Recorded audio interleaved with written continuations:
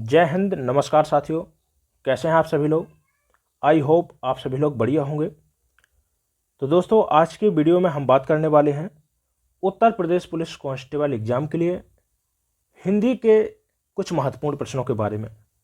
दोस्तों, वीडियो को ध्यान से आपको पूरा देखना है, क्योंकि आज के इस प्रैक्टिस सेट में हम कंप्लीट ग्रामर और साहित्य के बारे में बात करेंगे। ग्रामर के अंतर्गत देखिए, चाहे कोई सा भी टॉपिक ले लीजिएगा, स्वर, व्यंजन, लिंग, वचन, कारक, उपसर्ग, प्रत्यय, मुहावरे, ठीक है, संधि, समास, वाच्य, अलंकार, छंद, सभी के बारे में हम बात करेंगे। एक कंप्लीट प्रैक्टिस सेट है। टोटल हम 85 प्रश्न करने वाले हैं आज के इस प्रैक्टिस सेट में। तो यदि आपने वीडियो को ध्यान से देख लिया, एक कंप्लीट इस वीडियो को पूरा यदि आप देखते हैं, तो एक भी ऐसा प्रश्न नहीं रहेगा आपके एग्जाम में कि इस प्रैक्टिस सेट से बाहर हो जाए। तो वीडियो को ज़्यादा से ज़्यादा आपको शेयर करना है। और इसके अलावा देखिए, यदि आपने अभी तक चैनल को सब्सक्राइब नहीं किया है तो चैनल को सब्सक्राइब जरूर कर लें। और देखिए, जो भी बच्चे यूपी पुलिस कांस्टेबल के लिए तैयारी कर रहे हैं या फिर इसके अलावा यूपी आरओ या एआरओ एग्जाम की तैयारी कर रहे हैं, तो आप उन तक इस वीडियो को शेयर जरूर कर दीजिएगा। तो चलिए दोस्तों, इसी क्रम में हम बढ़ते हैं अपने प्रश्नों की ओर। और पहला ही प्रश्न है आपके सामने स्क्रीन पर। देखिए, कह रहा है कि किस तिथि को हिंदी को राजभाषा बनाने का निर्णय लिया गया है। चलिए देखिए, ऑप्शन ए है 26 जनवरी 1950 को, 14 सितंबर 1949 को, और सी ऑप्शन कह रहा है कि 14 सितंबर 1950 को, और डी है 15 अगस्त 1947 को। देखिए, तो ऑप्शन बी हमारा यहां पर सही आंसर हो जाएगा कि हिंदी को राजभाषा कब बनाया गया था। तो हिंदी को राजभाषा कब बनाया गया था? 14 सितंबर 1950 को बनाया गया था। इसी कारण से देखिए, 14 सितंबर को क्या मनाते हैं? हिंदी दिवस के रूप में हम मनाते हैं। तो ऑप्शन बी हमारा सही आंसर हो जाएगा। आपको याद रखना है कि हिंदी दिवस कब मनाया जाता है? 14 सितंबर को मनाया जाता है। यह वेरी इंपॉर्टेंट है। चलिए, इसी क्रम में दूसरा प्रश्न देखिए, पूछा गया प्रश्न था, इसलिए मैंने आपके प्रैक्टिस सेट में इसको रख लिया है। चलिए, प्रश्न है, देखिए, कह रहा है कि हिंदी दिवस कब मनाया जाता है। तो जैसा कि मैंने बताया कि हिंदी को राजभाषा का दर्जा कब मिला था, हिंदी को कब अपनाया गया था, तो देखिए, हिंदी को 14 सितंबर 1949 को अपनाया गया था। तो ऑप्शन ए यहां पर हमारा सही आंसर हो जाएगा। चलिए, इसी क्रम में तीसरा प्रश्न है आपके सामने, और बड़े ही सुपर फास्ट तरीके से आज के इस सेशन को करेंगे। ज्यादा से ज्यादा प्रश्न देखिए, 85 प्रश्न आज के इस प्रैक्टिस सेट में, और कंप्लीट देखिए ग्रामर और आपका जो साहित्य है पूरा मैंने इसमें कवर करने की कोशिश करी है कि आज का एक भी प्रश्न इस प्रैक्टिस सेट से बाहर ना हो पाए। चलिए, तो तीसरा प्रश्न है, देखिए, कह रहा है कि दक्षिणी भारत हिंदी प्रचार सभा का मुख्यालय कहां पर स्थित है। बंगलौर में है, चेन्नई, मैसूर, हैदराबाद। देखिए, तो देखिए कहां पर है? चेन्नई, मद्रास जिसको हम बोलते हैं। कहां पर है? चेन्नई, मद्रास में है, तमिलनाडु में है। तो ऑप्शन बी हमारा सही आंसर हो जाएगा। ठीक है, बी के साथ में राइट ऑप्शन चला जाएगा। यदि आपसे प्रश्न पूछता है कि हिंदी प्रचार सभा की स्थापना कहां पर की गई थी और किसके द्वारा की गई थी, तो देखिए, हिंदी प्रचार सभा की स्थापना कहां पर की गई थी? मद्रास में, तमिलनाडु के मद्रास में की गई थी। कहां पर की गई थी भैया? मद्रास का जो गोखले हॉल था, ठीक है, गोखले हॉल में की गई थी, याद रखना है आपको। और किसके द्वारा की गई थी? तो देखिए, डॉक्टर सीपी रामा गोस्वामी अय्यर के रामा गोस्वामी अय्यर की अध्यक्षता में किसके द्वारा? श्रीमती एनी बेसेंट के द्वारा की गई थी। याद रखिएगा, किसके द्वारा की गई थी? एनी बेसेंट के द्वारा। अध्यक्षता किसके द्वारा की जा रही थी? रामा गोस्वामी अय्यर के द्वारा की जा रही थी। कहां पर की गई थी? गोखले हॉल में। कहां पर? मद्रास में। ये आपको पॉइंट याद रखना है, महत्वपूर्ण है। चलिए, इसी क्रम में चौथा प्रश्न बड़े ही सुपर फास्ट तरीके से करेंगे आज के इस प्रैक्टिस सेट को। चलिए, चौथा प्रश्न है आपके सामने, और ज्यादा से ज्यादा प्रश्न आज अटेंड करने की कोशिश करिएगा। आप ज्यादा से ज्यादा प्रश्नों को, आप जितने ही ज्यादा प्रश्न लगाएंगे उतना ही आपका एग्जाम सुपर रहेगा। चलिए, तो चौथा प्रश्न है, कह रहा है कि दिए गए विकल्पों में प्रारंभ में मत वाला पत्रिका का संपादन किसके द्वारा किया गया था। चलिए, दुलारे लाल भार्गव के द्वारा, सूर्यकांत त्रिपाठी, निराला, गणेश शंकर विद्यार्थी। तो ऑप्शन बी यहां पर हमारा सही आंसर हो जाएगा। मतवाला पत्रिका का संपादन किसके द्वारा किया गया था? सूर्यकांत त्रिपाठी, निराला के द्वारा करवाया गया था। इनकी फेमस रचनाएं की बात करते हैं तो देखिए, अनामिका हो गई, परमल हो गई, ठीक है, ये सभी इसकी रचनाएं हैं, आपको इनको याद रखना है। चलिए, इसी क्रम में पांचवा प्रश्न, हिंदी की आदि जननी। तो चलिए, हिंदी की आदि जननी, तो हिंदी का विकास किससे हुआ है? तो संस्कृत, ठीक है। संस्कृत, लगातार भाषाओं का विकास होता गया। संस्कृत के बाद में आई है पाली भाषा, के बाद आई है प्राकृतिक भाषा, ठीक है। इसके बाद में जो भाषा आई है अपभ्रंश आई है, ठीक है। अब अपभ्रंश आई है, और अपभ्रंश से किसका विकास हुआ है? हिंदी का हुआ है। लेकिन हमसे पूछा है भैया कि आदि जननी कौन है, तो आदि जननी कहा जाता है संस्कृत को। और यदि पूछता कि जननी कौन है, तो जननी हो जाती है आपकी अपभ्रंश हो जाती है। तो option D is the right answer. चलिए इसी सुपरफास्ट क्रम में हम छठवां प्रश्न देखते हैं। संविधान के अनुच्छेद 351 में किस विषय का वर्णन है? देखिए, अनुच्छेद 351 और अनुच्छेद 343 फर्स्ट देखना है आपको, दोनों आपके भाषा से संबंधित है। 351 की बात करते हैं तो भाषा का प्रचार प्रसार और विकास के बारे में कहा गया है, ठीक है। हिंदी भाषा के प्रचार प्रसार और विकास का वर्णन किसमें है? तो आर्टिकल 351 में है। तो ऑप्शन सी हमारा राइट आंसर हो जाएगा, ठीक है। और 343 फर्स्ट में क्या कहा गया है? कहा गया है कि संघ की एक राजभाषा होगी, और राजभाषा कौन होगी भैया? हिंदी होगी। तो राजभाषा कौन है हमारी? हिंदी है। 14 सितंबर 1949 को अपनाई गई है। तो ऑप्शन सी यहां पर सही आंसर हो जाएगा। दोनों आर्टिकल याद रखिएगा, यह सबसे ज्यादा पूछा जाता है कि 343 फर्स्ट में किसका वर्णन किया गया है? तो 343 फर्स्ट में किया गया है कि संघ की राजभाषा हिंदी होगी। और भैया लिपि कौन सी होगी? तो लिपि होगी आपकी देवनागरी होगी। कौन सी होगी? देवनागरी।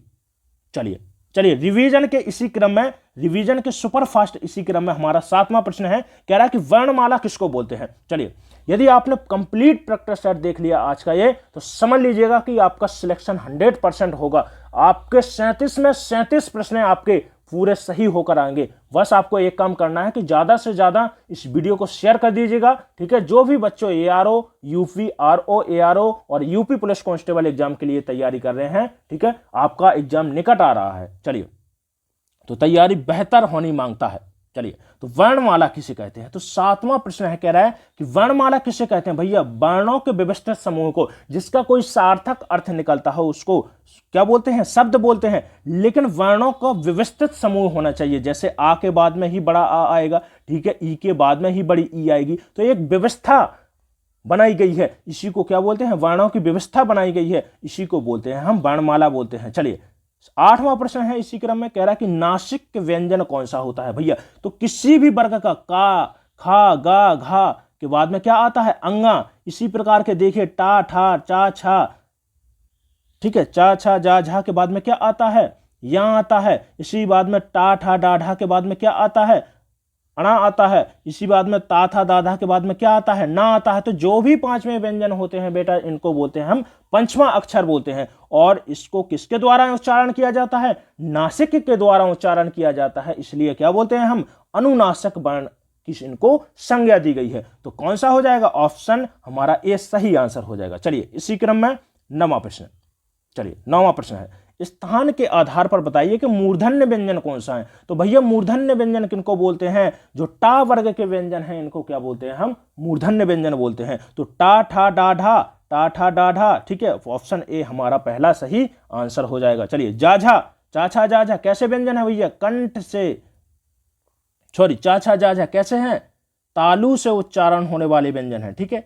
पाफा, बाभा ओष्ठ से उच्चारण, और गाघा कैसे? जिनका कंठ से उच्चारण होता है, का वर्ग के अंतर्गत आते हैं। चलिए, 10वां प्रश्न। चलिए, तो 10वां प्रश्न है, कह रहा है कि त्रा वर्ण किसके योग से बना है? तो देखिए आपके संयुक्त व्यंजन कितने हैं? तो संयुक्त व्यंजनों की संख्या है 4, और 4 में छा हो गया, त्रा हो गया, ठीक है, ज्ञा हो गया और रिरी हो गया, ये आपके संयुक्त व्यंजन है। तो कह रहा है कि त्रा किससे बना है? त्रा बना है ता, रा और आ से मिलकर बना है। तो ऑप्शन डी हमारा सही आंसर हो जाएगा। चलिए, 11वां प्रश्न है, इनमें से किस शब्द में लिंग प्रत्यय संबंधी अशुद्धियां हैं? बताइएगा। गायिका, बिल्कुल सही है भैया। नारी, भैया नारी में क्या है? बड़ी ई होती है, ठीक है, क्या होती है? बड़ी ई होती है। तो यही हमारा गलत है, और गलत है तो यही हमारा क्या हो जाएगा? सही हो जाएगा, क्योंकि हमसे पूछा है कि अशुद्धि बताना है। चलिए, 12वां प्रश्न है, कह रहा है कि निम्नलिखित में से कौन टा वर्ग नहीं है? टा वर्ग बताना है कि टा वर्ग में टा, ठा, डा, ढा और क्या आता है? अणा आता है। तो ये 5 व्यंजन आते हैं इसके अंतर्गत। तो कह रहा है कि टा वर्ग में कौन नहीं है भैया? टा, ठा, डाढ़ा में है, ठीक है, अणा भी है, घा नहीं है। घा किसके अंतर्गत आता है? का वर्ग के अंतर्गत आता है। तो ऑप्शन सी हमारा सही आंसर हो जाएगा। चलिए, 13वां प्रश्न है, हिंदी वर्णमाला में व्यंजनों की संख्या, स्वरों की संख्या की बात करते हैं तो स्वरों की संख्या 11 है और व्यंजनों की संख्या कितनी है?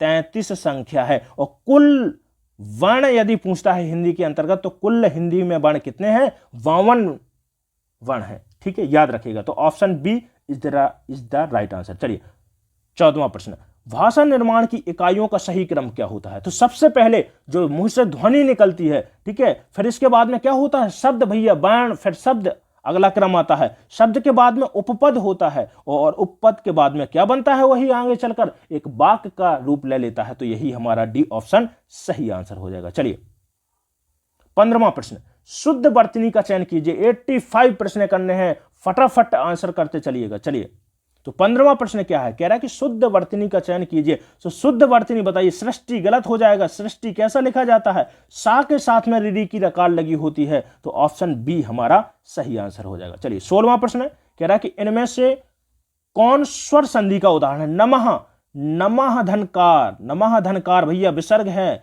मनः, एक मात्रा को मत देखिएगा, मनः धन हर, क्या हो जाएगा भैया? मनः धन हर, यहां पर क्या हो जाएगा? विसर्ग संधि हो जाएगा। पवन, पौधन अन, पौधन अन हो जाएगा। तो पौधन अन क्या हो जाएगी? अयादि संधि। और यही हमारा ऑप्शन सी सही आंसर हो जाएगा। अयादि किसके अंतर्गत आती है? स्वर संधि का ही एक भेद है। तो ऑप्शन सी यहां पर हमारा राइट आंसर हो जाएगा। समधन योग, समधन योग क्या हो जाएगा भैया? व्यंजन संधि हो जाएगी। चलिए अगला प्रश्न है, 17वां प्रश्न है आपके सामने। कह रहा है कि खड़ी बोली हिंदी में रचना करने वाले प्रथम किसे माना जाता है? तो खड़ी बोली के जन्मदाता किसको बोला जाता है? आमिर खुसरो का जन्म कहां पर हुआ था? एटा के उत्तर प्रदेश में हुआ था। यह भी आपको याद रखना है। ठीक है, तबला सितार का आविष्कार, तबला और सितार का आविष्कार किसको माना जाता है? तबला सितार का आविष्कार किसको माना जाता है? आमिर खुसरो का माना जाता है। चलिए 18वां प्रश्न है, व्यर्थ शब्द में किन वर्णों में संधि हुई है? चलिए बताइएगा। तो व्यर्थ में देखना है आपको कि कौन सी संधि है। यदि आप इसका विच्छेद करना जान गए तो समझ लीजिएगा संधि भी बन जाएगी और आपका आंसर भी सही हो जाएगा। तो देखिए व्यर्थ, व्यर्थ में क्या होगा? वी धन अर्थ। जब भी कोई ई उ रि रि ली के साथ में कोई असमान वर्ण आता है, ई के साथ में असमान स्वर आता है, तो ई का क्या हो जाता है? या हो जाता है। इसी कारण देखिए क्या हो गया हमारा? व्यर्थ, यण संधि हो जाएगा। तो ऑप्शन यहां पर डी सही आंसर हो जाएगा। चलिए 9वां प्रश्न है, कह रहा है कि जिस समास में उत्तर पद, ठीक है, उत्तर पद प्रधान होने के साथ ही पूर्व पद तथा उत्तर पद में विशेषण विशेष का संबंध होता है तो कर्मधारय समास हो जाता है। जहां पर भी विशेषण विशेष, उपमान, उपमेय आपको देखने को मिलता है, जहां पर तुलना की गई हो, वहां पर कौन सा होता है? कर्मधारय समास होता है। द्वंद्व, द्वंद्व में दोनों पद प्रधान होते हैं, प्रथम और उत्तर पद। तत्पुरुष में भैया उत्तर पद प्रधान होता है और बहुब्रीहि में तीसरा अर्थ निकलता है। जहां पर तीसरा अर्थ निकलता है, जैसे दशानन, 10 हैं जिसके आनन, और 10 हैं जिसके आनन, वो कौन होगा? अर्थात रावण हो जाएगा भैया दशानन। तो तीसरे पे अर्थ चला गया तो वहां पर कौन सा होगा? बहुब्रीहि समास हो जाएगा। चलिए 20वां प्रश्न है, कह रहा है कि निराशा का संधि विच्छेद क्या है? चलिए बताइए। तो निहि, निहि धन आशा, निहि धन आशा, जहां पर भी विसर्ग के साथ में स्वर और व्यंजन का मेल होता है वहां पर कौन सी संधि होती है? विसर्ग संधि हो जाती है। चलिए अगला प्रश्न है, कह रहा है कि निम्न में से कौन सा पद अव्ययी भाव समास है? बताइएगा कौन सा पद? तो अव्ययी भाव समास में कौन सा होता है भैया? प्रति, प्रति क्या है? एक अव्यय है। और जहां पर प्रथम पद अव्यय हो या प्रथम पद क्या होता है? प्रथम पद जहां पर प्रधान होता है वहां पर कौन सा समास होता है? अव्ययी भाव समास होता है। चलिए 22वां प्रश्न है, कह रहा है कि निशाचर में कौन सा समास है? चलिए बताइए। चलिए बहुत ही सुपर फास्ट तरीके से करेंगे, आपको तो केवल आंसर लगाते चलना है, सभी समझाऊंगा चीजें। ठीक है, बस शेयर कर दीजिएगा इस वीडियो को ज्यादा से ज्यादा दोस्तों के पास में, क्योंकि देखिए एग्जाम के लिए बहुत ही कम समय बच रहा है आपके एग्जाम के लिए। ठीक है, 17-18 को फरवरी को आपको एग्जाम परीक्षाएं आयोजित की जानी है।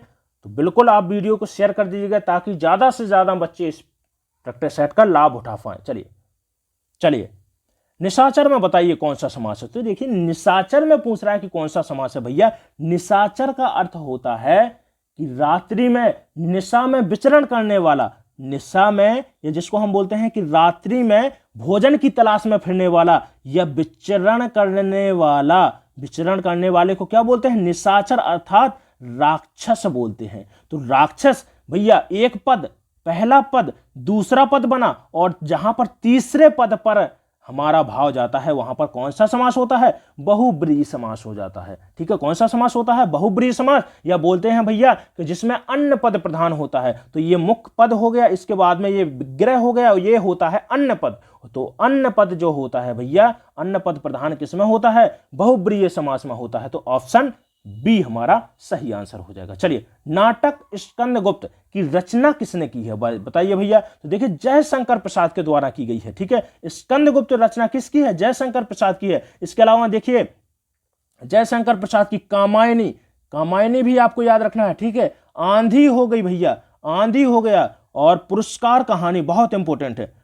पुरस्कार कहानी पूछता है किसकी रचना है? तो जयशंकर प्रसाद की है, ये आपको याद रखना है। चलिए, 24वां प्रश्न है, कह रहा है कि अन्वय में, तो भैया अन्वय का विच्छेद क्या होगा? अनुधन आय हो जाएगा। अनुधन क्या हो जाएगा? आय। जहां पर भी या, रा, ला और वा के साथ में आधा अक्षर टकराता है तो वहां पर जो संधि होती है यण संधि होती है। तो अनुधन आय, ऑप्शन सी हमारा सही आंसर हो जाएगा। कौन सी संधि है इसमें? यण संधि है भैया। 25वां प्रश्न है, कह रहा है कि जो धातु और शब्द के अंत में जोड़ा जाता है, तो भैया ऐसे शब्दांश जो धातु के शब्द के अंत में जोड़ते हैं, मूल शब्द के अंत में जोड़ते हैं, उनको तो बोलते हैं प्रत्यय, और जो शब्द के आगे जोड़ते हैं, ऐसे शब्दांश जो मूल शब्द के आगे जोड़े जाते हैं, उनको क्या बोलते हैं? उपसर्ग बोलते हैं। तो ऑप्शन सी यहां पर हमारा सही आंसर हो जाएगा। हमसे पूछा है कि जो धातु या शब्द के अंत में जोड़ते हैं। ठीक है, चलिए, 26वां प्रश्न है, कह रहा है कि प्रति उत्पन्नमति शब्द में कौन सा उपसर्ग है? चलिए, तो देखिए, प्रति विच्छेद करते हैं तो प्रति धन उत्पन्न, उत्पन्नमति, प्रति उत्पन्नमति। तो देखिए, प्रति यहां पर क्या है भैया? जो मूल शब्द क्या है? उत्पन्नमति है, और उत्पन्न के आगे जो शब्द जोड़े जाते हैं, जो आगे जोड़े जाते हैं, उनको क्या बोलते हैं? उपसर्ग बोलते हैं। तो प्रति हमारा यहां पर ऑप्शन बी सही आंसर हो जाएगा। चलिए, 27वां प्रश्न है, कह रहा है कि लेखक शब्द के अंत में कौन सा प्रत्यय जुड़ा हुआ है? तो लेखक, लेखक में एक जोड़ेंगे तो लेखिक हो जाएगा। तो लेखक में क्या हो जाएगा भैया? C option. लेखक में कौन सा प्रत्यय है? अक प्रत्यय जुड़ा हुआ है। तो option C is the right answer. चलिए, 28वां प्रश्न है, कह रहा है कि किस शब्द में आवा प्रत्यय नहीं जुड़ा हुआ है? तो देखिए, चढ़ना, या फिर बोलते हैं चढ़ाना में आवा प्रत्यय। देखिए, कह रहा है कि भुलाना, भुलाना में क्या जुड़ा है? आवा प्रत्यय। यहां पर क्या जुड़ा है? दिखना, दिखना में क्या जुड़ा है? आवा प्रत्यय। लेकिन लावा में नहीं जुड़ा है भैया। लावा क्या होता है? जो ज्वालामुखी से निकलता है। तो इसमें क्या होता है भैया? आवा प्रत्यय नहीं जुड़ा है। चलिए, 29वां प्रश्न है, कह रहा है कि अव्ययी भाव समास का एक उदाहरण यथाशक्ति का सही विग्रह क्या होगा? विग्रह क्या होता है भैया? शब्दों का विस्तार करना। जो भी शब्द दो या दो से अधिक शब्दों को जोड़कर क्या बनता है? समास बनता है। और जब हम समास में क्या करते हैं? उन्हीं शब्दों को अलग अलग कर देते हैं, तो उसको क्या बोलते हैं? विग्रह बोलते हैं। विग्रह किसके मध्य होता है? शब्दों के मध्य होता है। विच्छेद वर्णों के मध्य होता है। यह भी आपको याद रखना है। तो देखिए, कह रहा है कि विग्रह क्या होगा यथाशक्ति का? तो यथाशक्ति का होगा शक्ति के अनुसार, या फिर संस्कृत में भी बात कर लेते हैं तो यथाशक्ति का होता है शक्ति अनुत्क्रम। ठीक है, मतलब शक्ति के अनुसार ही क्या बोलते हैं? यथाशक्ति। तो अव्ययी भाव समास हो जाएगा इसमें। तो option D is the right answer. चलिए, 30वां प्रश्न है बेटा, बहुत ही इंपॉर्टेंट है। कह रहा है कि संस्कृत के ऐसे शब्द जिसमें हम ज्यों का त्यों प्रयोग में लाते हैं क्या कहलाते हैं? तो देखिए, ऐसे शब्द जो हम संस्कृत में प्रयोग कर रहे थे, लेकिन ज्यों का त्यों उसको हम किसमें भैया?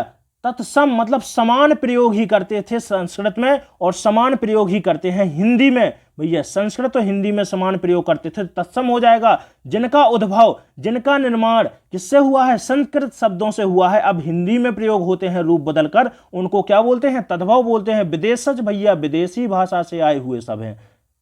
कैसे? विदेशी भाषा से जो आते हैं शब्द आए हुए हैं उनको विदेशज शब्द बोलते हैं। और जो देसी भाषा की जिनकी उत्पत्ति का मालूम नहीं है, ठीक है, जैसे लोटा हो गया भैया, ठीक है, फटाफट बोलते हैं। ठीक है, जैसे बोलते हैं अरे हट जा, जैसे हट हो गया, किस भाषा से शब्द बना है मालूम ही नहीं है। तो जिसका उत्पत्ति का मालूम ना हो वो कैसे शब्द होते हैं? देशज शब्द होते हैं। चलिए चलिए, 31वां प्रश्न है, उत्पत्ति के आधार पर शब्द के कितने भेद होते हैं? तो उत्पत्ति के आधार पर बताना है। तो उत्पत्ति के आधार पर जो शब्द के भेद होते हैं वो कितने होते हैं? 4 भेद। अभी मैंने आपको बताया है कि उत्पत्ति के आधार पर कितने भेद होते हैं? 4 भेद होते हैं। ठीक है, कौन कौन से तत्सम, तद्भव, देशज और विदेशज। चलिए 32वां प्रश्न है, कह रहा है कि निम्न में से कौन सा शब्द देशज है। चलिए देशज शब्द बताना है, तो मैंने अभी बताया था लोटा, लोटा हो गया, ठीक है, फटाफट बोला था मैंने, ठीक है, कैसे शब्द हो जाएंगे भैया, देशज शब्द हो जाएंगे, ठीक है। चलिए 33वां प्रश्न है, कह रहा है कि प्रेमचंद का अधूरा उपन्यास कौन सा है। तो देखिए गोदान है, लेकिन मंगलसूत्र ऐसा उपन्यास है प्रेमचंद का जो अधूरा था, पूरा नहीं किया गया है इसको। कैसा था भैया, अधूरा था। एक और आपको याद रखना है कि कौन सी ऐसी एक रचना थी प्रेमचंद की जिसको प्रतिबंधित कर दिया गया था, जिस पर रोक लगा दी गई थी, वो है भैया सेवा सदन। सेवा सदन, और सेवा सदन प्यारे बहुत ज्यादा पूछा जाता है, याद रखना है आपको इसको, ठीक है। गवन, निर्बला और गोदान ये किसकी रचना है, ये प्रेमचंद के ही उपन्यास है। चलिए अगला प्रश्न है, कह रहा है कि 34वां प्रश्न है, यौगिक शब्द कौन सा है भैया। यौगिक शब्द, दिन जिसके क्या है, खंड ना हो सके, खंड करने पर सार्थक अर्थ ना निकले, जैसे दा करता हूं और ना दिन का, तो कोई अर्थ नहीं निकलता दी और ना का, तो यहां पर कौन सा हो जाएगा, रूढ़ शब्द हो जाएगा, ठीक है।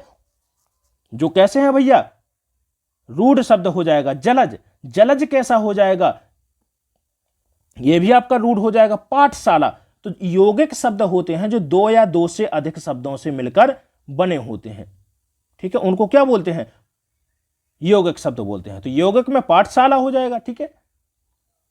चलिए पंकज में कौन सा हो जाएगा भैया, तीसरे पार्ट से निकलता है, पंक में जो उगा हुआ, ठीक है, पंक धनरज, जिसका उत्पत्ति कहां से हुआ है, कीचड़ से, अर्थात तीसरा अर्थ निकलता है कमल, तो यहां पर जो होगा वो कौन सा हो जाएगा भैया, योग रूढ़ हो जाएगा। चलिए 35वां प्रश्न है, कह रहा है कि नीचे दिए गए विकल्पों में से तत्सम का चयन कीजिए। देखिए तो कह रहा है गोधूम सहित पड़ोसी बहू, तो गोधूम आपका तत्सम शब्द है, ठीक है, और गोधूम का तद्भव क्या होगा, गेहूं हो जाएगा, इसको भी आपको याद रखना है। चलिए 36वां प्रश्न है, कह रहा है कि बुढ़ापा भी एक प्रकार का क्या है, अभिशाप है। चलिए बताइए कमेंट करके इसका आंसर क्या होगा। तो बुढ़ापा भी एक प्रकार का क्या है, अभिशाप है। तो इस वाक्य में रंगीन छप्पे, रंगीन कह रहा है कि जो रंगीन शब्द है बुढ़ापा, इसमें कौन सी संज्ञा है। तो देखिए जहां पर भी क्या होता है, भाव देखने को मिले, जहां पर दशा देखने को मिले, जहां पर गुण देखने को मिले, जहां पर अवस्था की बात की गई हो, बुढ़ापा, जवानी, ठीक है, मोटापा, ये कैसे हो जाएंगे भैया, कौन सी संज्ञा हो जाएगी, भाववाचक संज्ञा हो जाएगी, ठीक है। चलिए अगला प्रश्न है 37वां प्रश्न, कह रहा है कि आंसू का बहुवचन क्या होगा। तो आंसू गिर गए, आंसू निकल रहे हैं, ठीक है, प्राण त्याग दिए हैं, ठीक है, हस्ताक्षर किए हैं, ये शब्द कैसे हो जाएंगे, नित्य बहुवचन हो जाएंगे। जो हमेशा बहुवचन में प्रयोग किए जाते हैं उनको क्या बोलते हैं, नित्य बहुवचनांत शब्द बोलते हैं। चलिए 38वां प्रश्न है, कह रहा है कि दिए गए विकल्पों में से उदयभान चरित्र, जिसका दूसरा नाम क्या है, रानी केतकी की कहानी, रानी केतकी की कहानी, केतकी की कहानी, ठीक है, याद रखिएगा ये दोनों नाम क्या है, एक ही है, उदयभान चरित्र जिसका नाम है, या फिर रानी केतकी की कहानी भी इसको बोला जाता है। किसके द्वारा लिखी गई, ईसा अल्लाह खान के द्वारा लिखी गई। प्रेमलाल की है, सॉरी लल्लू लाल की है प्रेम सागर, ठीक है, प्रेम सागर है, ठीक है। सदल मिश्र की है नासिकेतोपाख्यान, नासिकेतोपाख्यान किसकी रचना है, सदल मिश्र की है। चलिए अगला प्रश्न, चलिए बस शेयर कर दीजिएगा वीडियो को, ज्यादा से ज्यादा बच्चों में शेयर कर दीजिएगा और थोड़ा सा सपोर्ट करने का प्रयास करिए।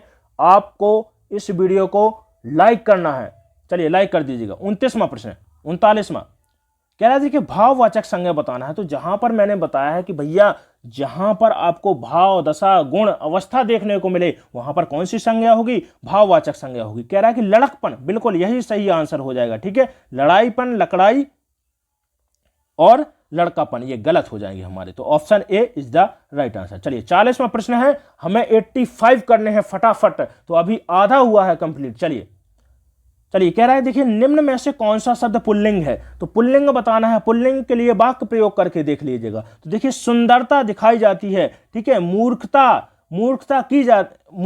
होती है, ठीक है, निद्रा आ रही है और कपट किया जाता है। कपट क्या है भैया, किया जाता है, तो यही क्या हो जाएगा, पुल्लिंग। बाकी तीनों कैसे हो जाएंगे, स्त्रीलिंग हो जाएंगे, ठीक।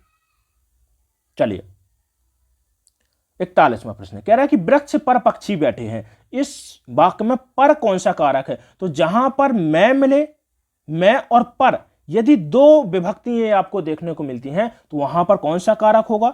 अधिकरण कारक हो जाएगा। तो ऑप्शन डी सही आंसर हो जाएगा। जैसे वह कमरे में बैठा है, ठीक है, वह छत में चल रहा है, ठीक है, वह छत पर चल रहा है, तो मैं और पर यदि विभक्ति देखने को मिलती है तो वहां पर अधिकरण कारक हो जाएगा। चलिए 42वां प्रश्न है इसी क्रम में, कह रहा है कि कारक के कितने भेद होते हैं? बहुत इंपॉर्टेंट है, ठीक है। चलिए, तो कारक के भैया कितने भेद होते हैं, कितने प्रकार होते हैं? तो 8 प्रकार होते हैं। संस्कृत में याद रखिएगा कितने होते हैं? 6 होते हैं। तो 6 कंफ्यूज नहीं होना है, 8 होते हैं। कर्ता ने कर्म को करण संप्रदान, ठीक है, अपादान, ठीक है, ये कितने होते हैं? कुल 8 कारक होते हैं। चलिए 43वां प्रश्न है, कह रहा है कि समास का शाब्दिक अर्थ क्या होता है? तो समास का अर्थ होता है संक्षिप्तीकरण, या फिर बोल सकते हैं कि संक्षेप करना होता है, ठीक है। तो ऑप्शन डी यहां पर सही आंसर हो जाएगा, ठीक है। विच्छेद भैया ये बहुत कंफ्यूज होते हैं बच्चे, तो विच्छेद किसमें होता है? संधि में होता है, वर्णों के मध्य, और विग्रह होता है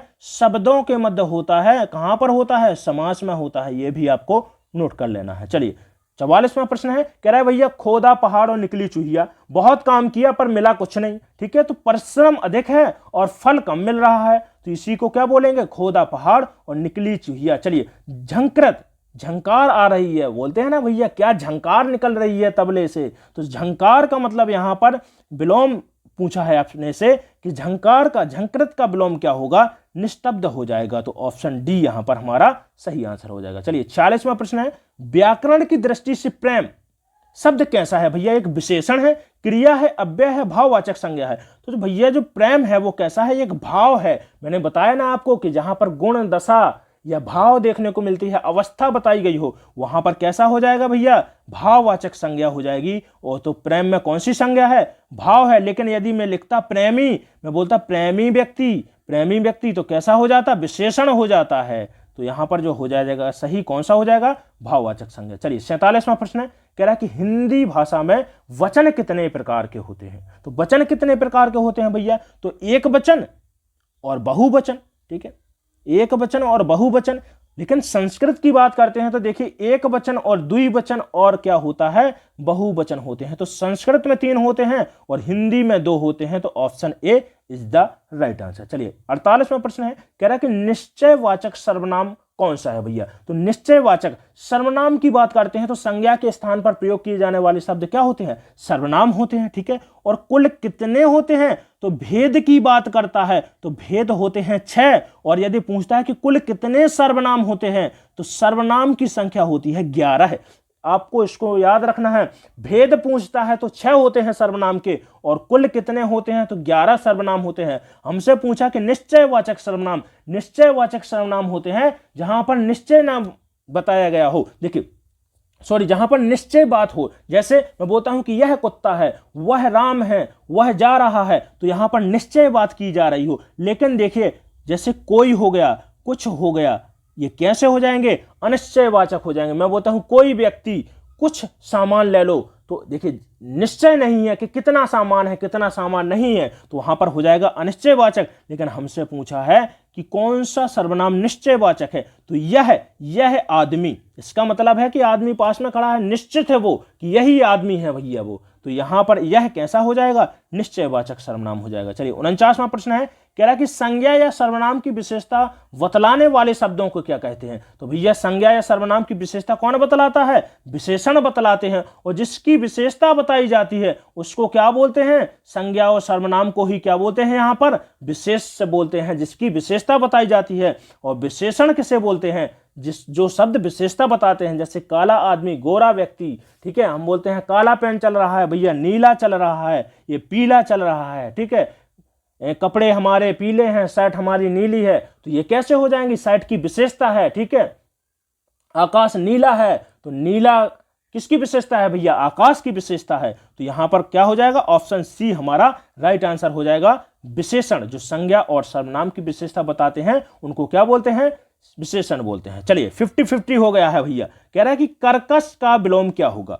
चलिए 50 की तालियां बजा दीजिए पहले। चलिए तो देखिए कर्कश, भैया कौआ कैसा बोलता है? कर्कश ध्वनि होती है जो मधुर नहीं लगती हमें, तो इसका मतलब है कर्कश का विलोम क्या होगा? जो मधुर होता है भैया, जो मधुर ध्वनि लगती है। कोयल कैसी कू कू बोलती है, मीठी आवाज निकालती है। तो ऑप्शन डी ही हमारा यहां पर राइट आंसर हो जाएगा। चलिए 51वां प्रश्न है, कह रहा है कि निम्न शब्दों में कौन सा शब्द विशेषण है। चलिए तो विशेषण बताना है तो वाक्य प्रयोग करके देखिए, अपने आप ही विशेषण बाहर निकल आएगा जो कमरे में बंद है। चलिए तो कह रहा है देखिए शीतलता, नम्रता कैसे हो जाएंगे भैया, संज्ञा है ये, क्या है जहां पर भैया अवस्था, कोई शीतलता क्या है, ये एक अवस्था है, ठीक है।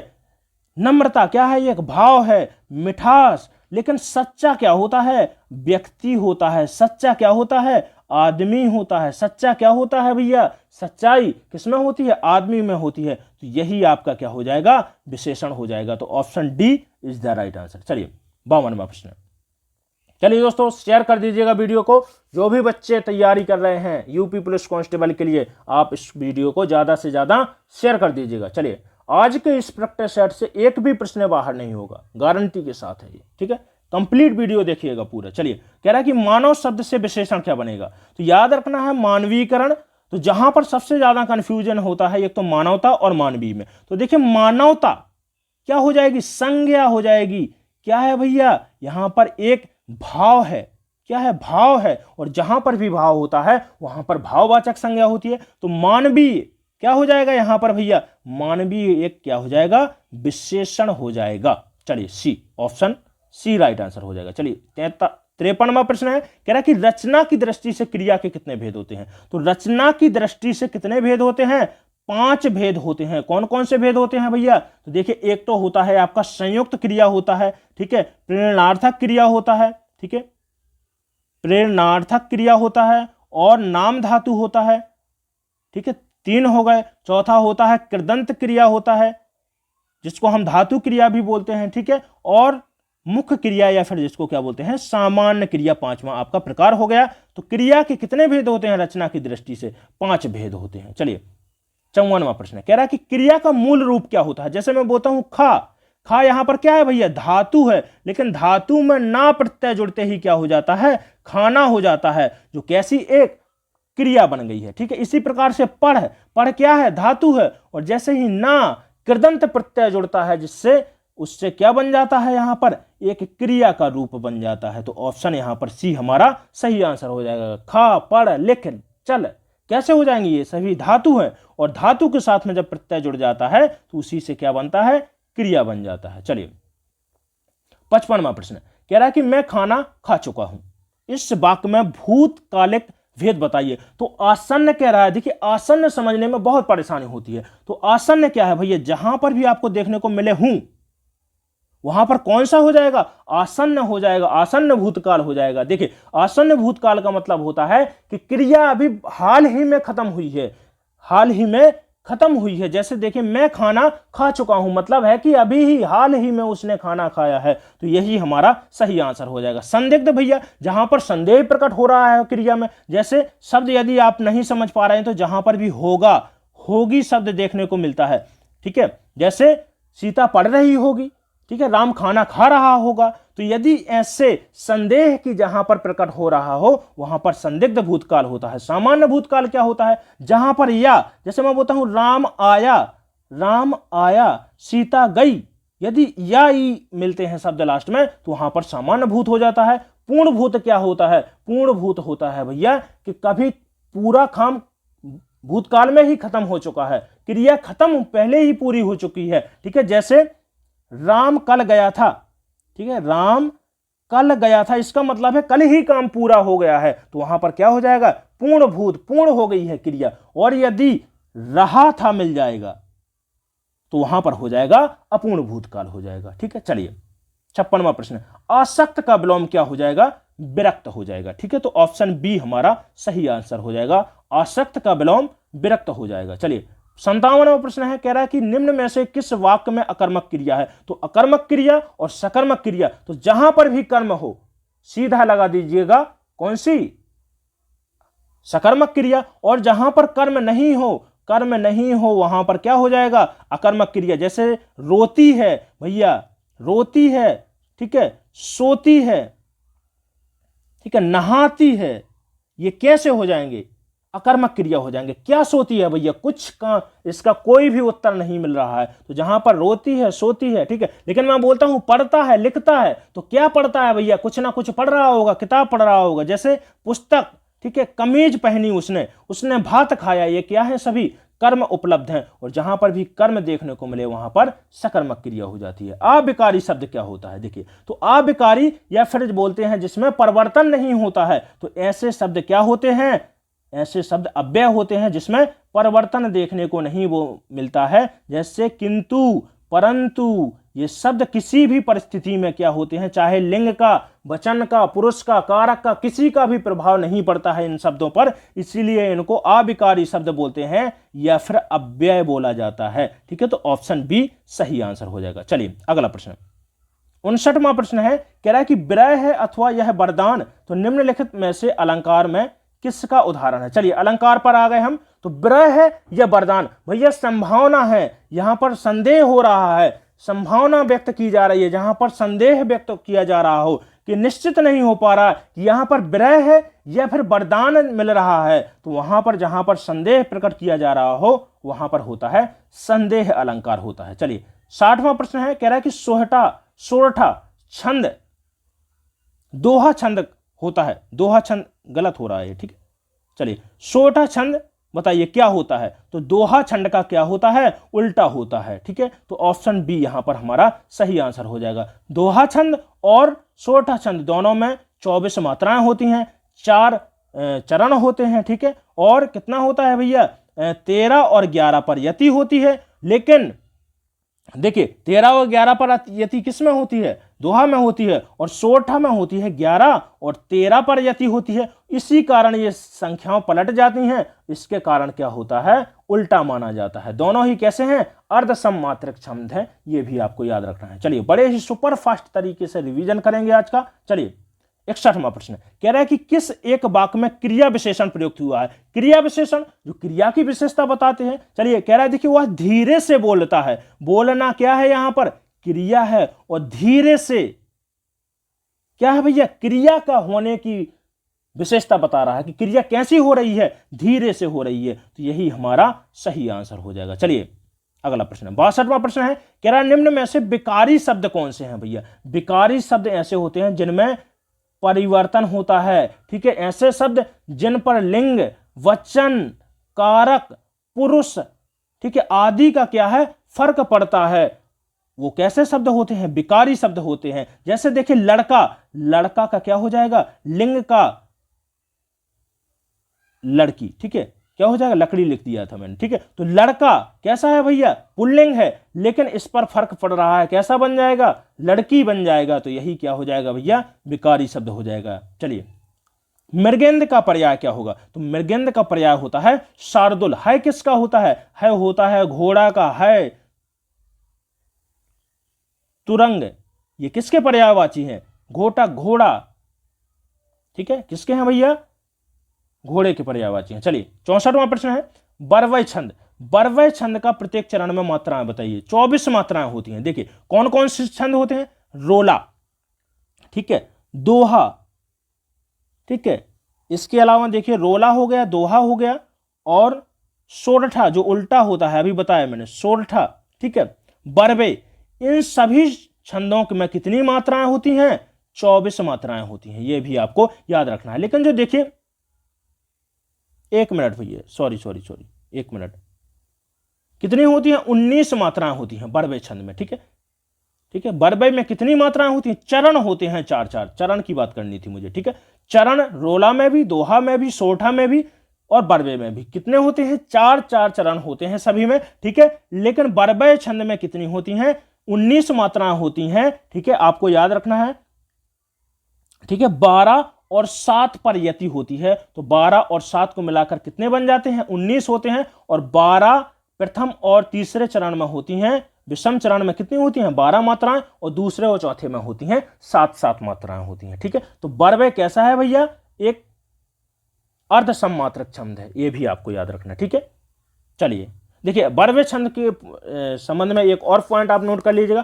पूछा जाता है कि रहीम दास के दो किसके जनक होते हैं, किस छंद के जनक है, तो रहीम दास किस छंद के जनक माने जाते हैं, बरवे छंद के जनक माने जाते हैं। बरवे को अवधि का निजी छंद माना जाता है, यह भी आपको नोट कर लेना है। ठीक है, निजी छंद किसका, अवधि भाषा का।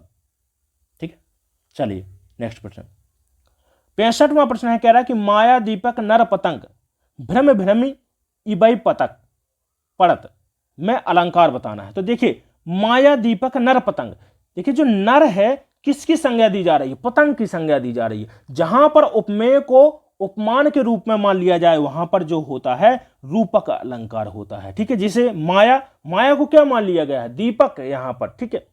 चलिए तो देखिए भ्रम भ्रम, अब आपको समझना कैसे है, जहां पर भी आपको डैश देखने को मिल जाता है और यदि सी, सम, समान, सरिस इस प्रकार के यदि शब्द देखने को नहीं मिलते हैं तो वहां पर रूपक होगा। और यदि सी, सम, समान, सरिस यदि शब्द देखने को मिलते हैं तो वहां पर जो अलंकार होगा उपमा अलंकार होगा, ठीक है। चलिए 66वां प्रश्न कह रहा है कि गरीबों को वस्त्र दो, मतलब गरीबों के लिए वस्त्र दे रहा है, ठीक है, गरीबों के लिए। और जहां पर को का अर्थ, को विभक्ति का अर्थ के लिए के रूप में निकलता है वहां पर होता है संप्रदान कारक होता है, ठीक है। तो ऑप्शन बी। चलिए अगला प्रश्न है, देखिए कह रहा है कि मन के विकार को क्या कहते हैं, अनुभाव, विभाव, संचारी भाव, भाव।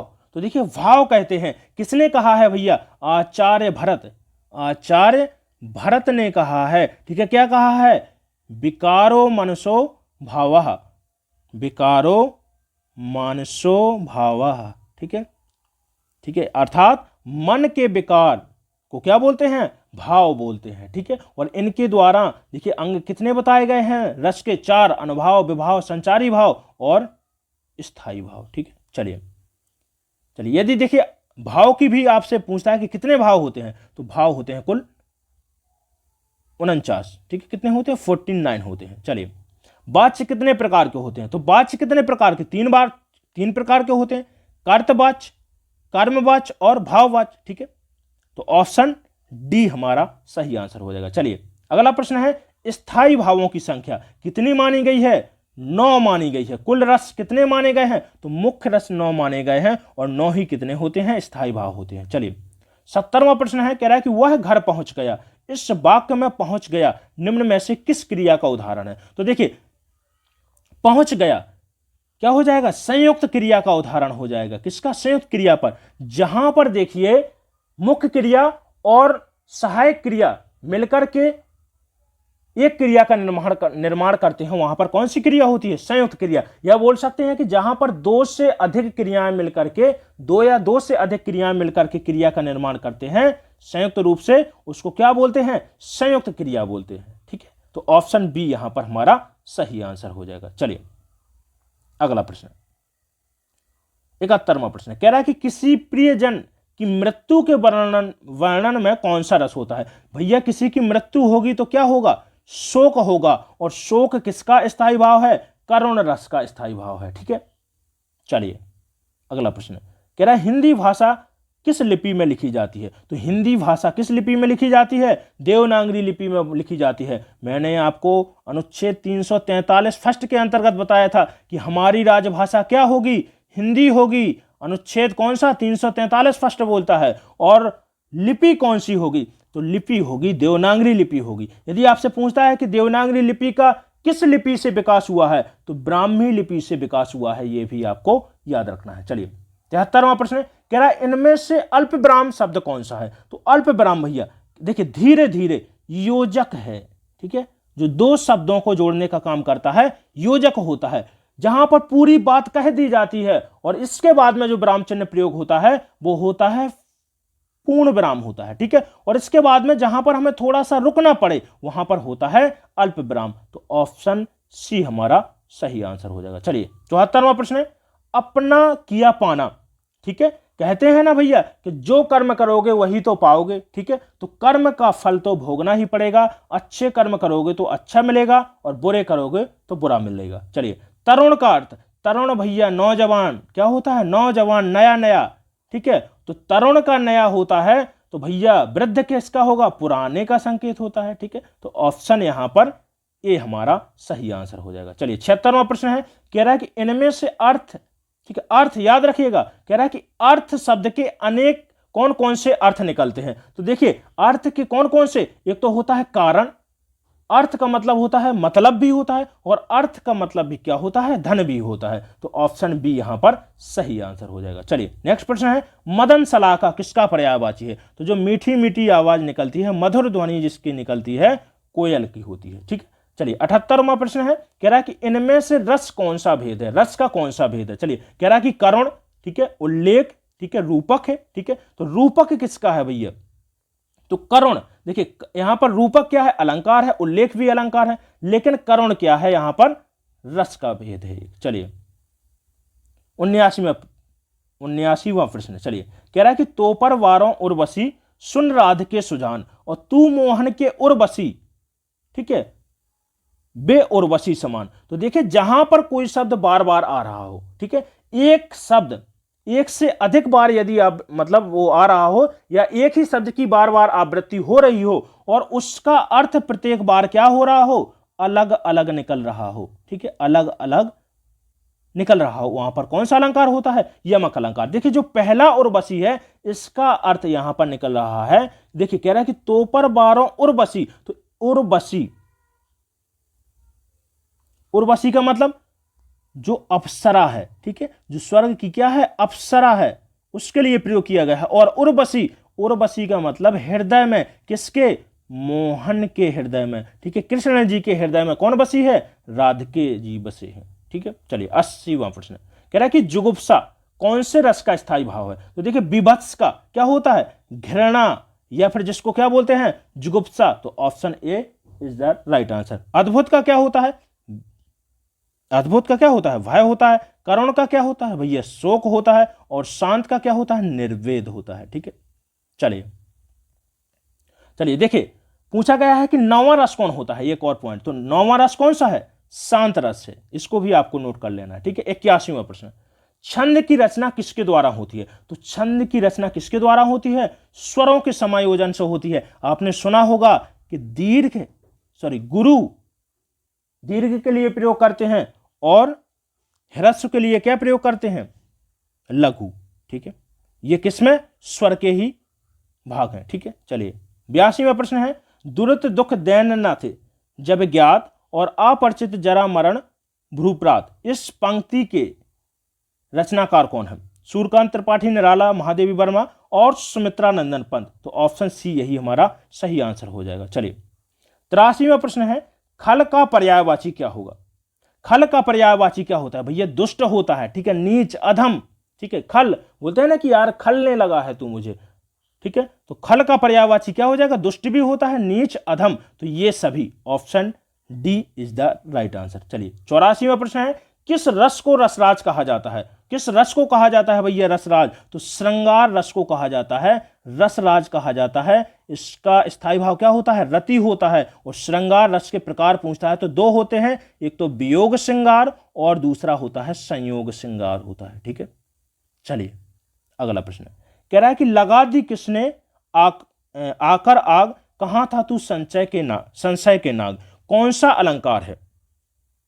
चलिए ऑप्शन ए कह रहा है कि श्लेष है, वक्रोक्ति है, अनुप्रास है और रूपक है। देखिए कह रहा है कि लगा दी किसने आकर आग, और कहां था तू संशय के नाग। तो जहां पर भी भैया तुक मिल रहा हो, ठीक है, अंतिम शब्दों में क्या है? तुक मिल रहा हो, तो वहां पर जो अलंकार होता है अनुप्रास अलंकार होता है। और यहां पर यदि पूछ रहा है कि कौन सा अलंकार है, तो अनुप्रास का ही एक भाग है अंत्यानुप्रास। ठीक है, मतलब अंत के जो शब्द होते हैं उसमें तुक मिल रहा है, तो वहां पर कौन सा होगा? अनुप्रास अलंकार हो जाएगा।